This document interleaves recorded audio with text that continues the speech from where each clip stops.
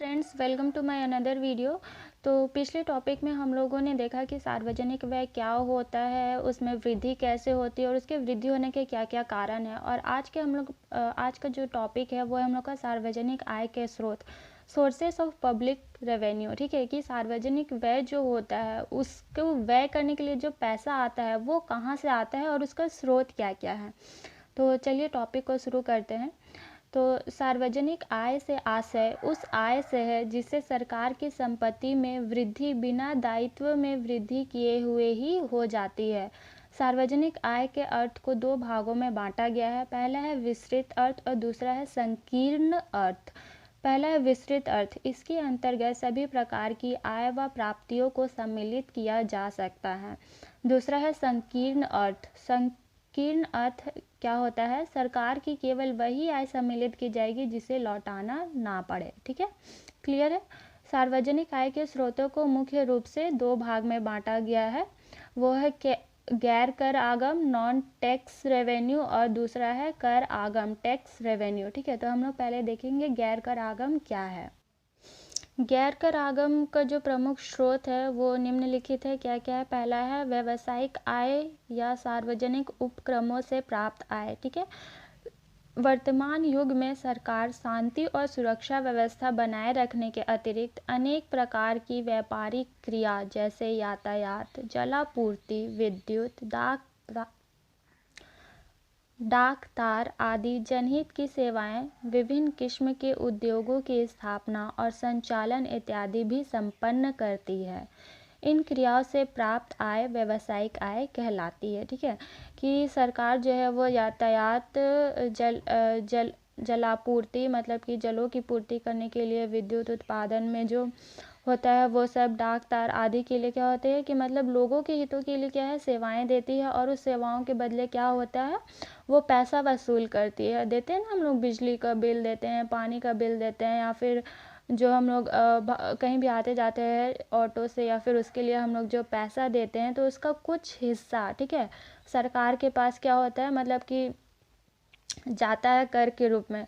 तो वही जो कर मिलता है वो क्या होता है, सार्वजनिक आय का स्रोत हो जाता है। ठीक है, दूसरा है प्रशासनिक आय। प्रशासनिक आय के मुख्य स्रोत क्या है, निम्नलिखित है, तो देखते हैं। चलिए, ए नंबर है शुल्क, फीस। ठीक है, सरकार कुछ व्यक्तियों को कुछ विशेष प्रकार की सेवाएं प्रदान करती है और उन सेवाओं के बदले में उनसे शुल्क वसूल करती है। जैसे न्यायालय फीस वही देता है जो मुकदमा दायर करता है। ठीक है, मतलब कि जो सरकार जो भी सेवा दे रहा है, ठीक है, और जो वो सेवा को ले रहा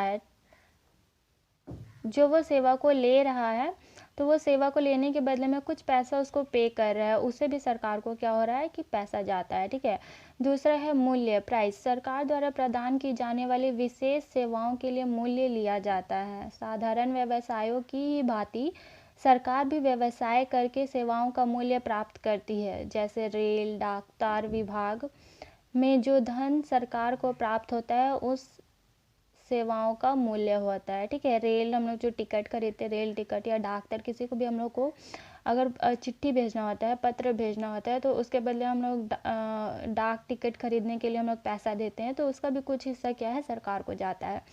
तीसरा है दरें। नगर पालिका और जिला परिषदें अपनी सीमाओं के अंदर स्थानीय जनता को अचल संपत्ति पर जो कर लगाती है उसे दरें या दर कहते हैं। ये दरें स्थानीय महत्व के अनुसार भिन्न भिन्न होती है, जैसे सिंचाई की दरें, बिजली और पानी की दरें, डाक तार की दरें आदि। क्लियर है। उसके बाद है विशेष कर। कभी कभी सरकार कुछ विशेष कार्यों को कार्यान्वित करने के लिए विशेष कर वसूल करती है, इसे विशेष कर कहते हैं। अब ये हम लोग का था प्रशासनिक आय का। अब तीसरा जो है वो है अन्य साधन। गैर कर आय के रूप में विभिन्न स्रोतों के अतिरिक्त सरकार के पास कुछ व्यय साधन भी होते हैं, जैसे रेल, ऐच्छिक ऋण पत्र, मुद्रा निर्गमन, अनुदान इत्यादि। तो ये सारा जो हम लोग का पॉइंट्स आता था वो क्या था, गैर कर आगम के अंतर्गत आता था। अब हम लोग देखेंगे कि कर आगम क्या होता है। ठीक है, टैक्स रेवेन्यू क्या होता है। आधुनिक राज्य का उद्देश्य समाज का कल्याण अधिकतम करना होता है, अतः राज्य को कल्याणकारी कार्य करने के लिए साधनों की आवश्यकता होती है। ये साधन मुख्यतः करों के रूप में प्राप्त किए जाते हैं।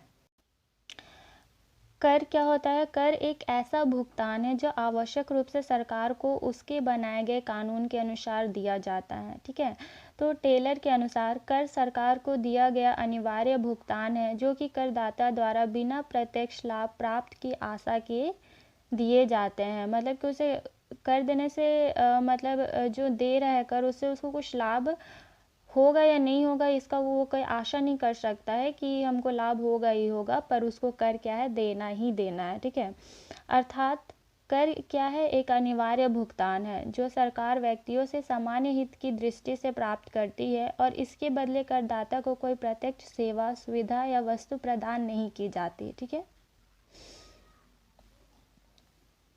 तो ये था हम लोग का आज का टॉपिक की सार्वजनिक आय का जो स्रोत है वो कहाँ कहाँ से सरकार को मिलता है। तो मिलते हैं फिर नेक्स्ट वीडियो में, और हम लोग का नेक्स्ट वीडियो का टॉपिक होगा कारारोपण का सिद्धांत। ठीक है, कैनोन ऑफ टैक्साइजेशन। ठीक है, कारारोपण का सिद्धांत, कैनोन ऑफ टैक्साइजेशन। तो मिलते हैं फिर नेक्स्ट वीडियो में। आज के लिए इतना ही। अगर वीडियो पसंद आए तो like, share and subscribe. Thanks for watching.